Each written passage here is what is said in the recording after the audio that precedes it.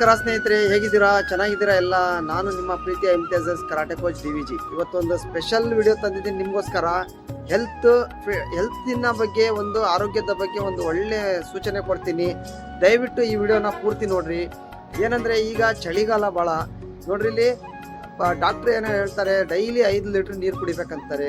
ಈ ಚಳಿಗಾಲದಲ್ಲಿ ನಾವು 5 ಲೀಟ್ರ್ ನೀರು ಕುಡಿದ್ರೆ ಒಂದು 30-40 ಸಲ ವಾಶ್ರೂಮ್ಗೆ ಹೋಗ್ಬರ್ಬೇಕು. ಹೌದಲ್ಲ ಸ್ನೇಹಿತರೆ? ಹಾಗಾಗಿ ಒಂದು ಐಡಿಯಾ ಮಾಡಿರಿ, 1 ಲೀಟ್ರ್ ಕಮ್ಮಿ ಕುಡೀರಿ ನೀರು. ಆದರೆ 5 ಗಂಟೆ 6 ಗಂಟೆ ಸಂಜೆ 6 ಗಂಟೆ ಒಳಗಡೆ ಫುಲ್ ನೀರು ಕುಡೀರಿ.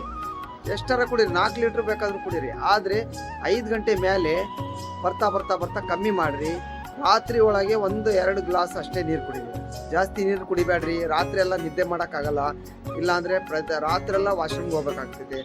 ಓಕೆ, ಸೇಫ್ ಆಗಿರಿ. Take care. Bye, good night. Thank you.